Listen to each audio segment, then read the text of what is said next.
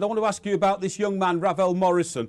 It seems to me that there's a modern-day Shakespearean tragedy unfolding here. This boy apparently is a very, very talented footballer, but he's got issues off the pitch which are definitely holding his development and his career back. Definitely.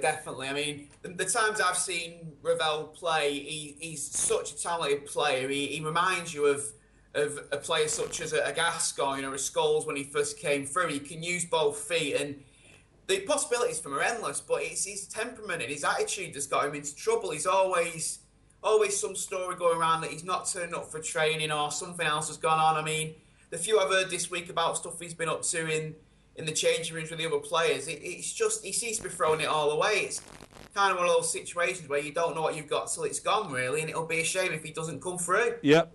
Yeah, the thing is, Bricky, if Alex Ferguson, with all his experience and the respect that everyone has for him, if he can't get the best out of him or if he can't get through to him, what chance has anyone got?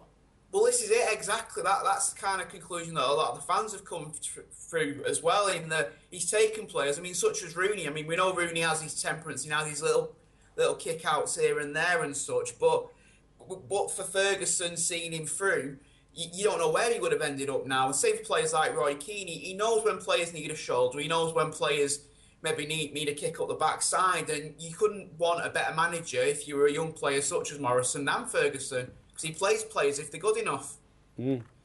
Steve, just hang on with us a second, mate. We're just going to play a bit of video here of Sir Alex Ferguson talking about that young man. Please don't go away. This is what Sir Alex Ferguson had to say about Ravel Morrison. Well, his agent has been, as all of them do, working hard to get him another club. We've offered him terms which he refused, so that's what it is.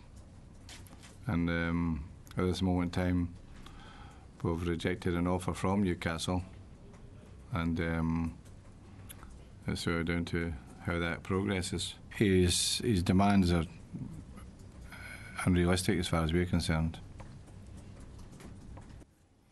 I find that astonishing, Steve, that Sir Alex Ferguson said his demands are unacceptable. Now, I saw a piece this morning comparing the development of Wayne Rooney's life and career at the same age as this boy. Now, you know, I remember being out in Portugal in 2004 when Rooney was younger than Ravel Morrison is now, and he set the world on fire. As a consequence of that, he was earning real Premiership money by the time he was 18. Now, this boy's 3 weeks away from his 19th birthday, and he's earning £1,200 a week. That, to me, says everything, that United simply don't trust him. Yeah, definitely, without a doubt.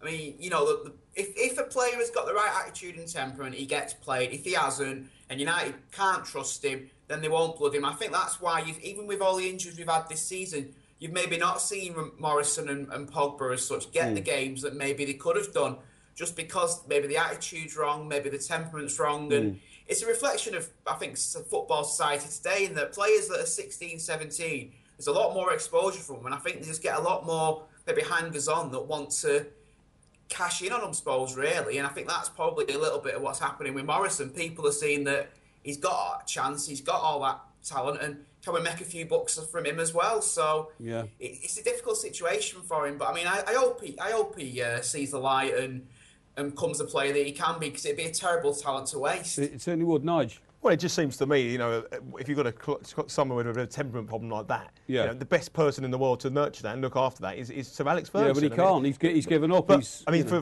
going to Newcastle is a club that's had problems with players before. It's not the kind of club you want to go to for that. So there must be, his agent must come to him and say, let's find a club for you. You know, look to his long-term future rather than short-term. It's got to be a worry.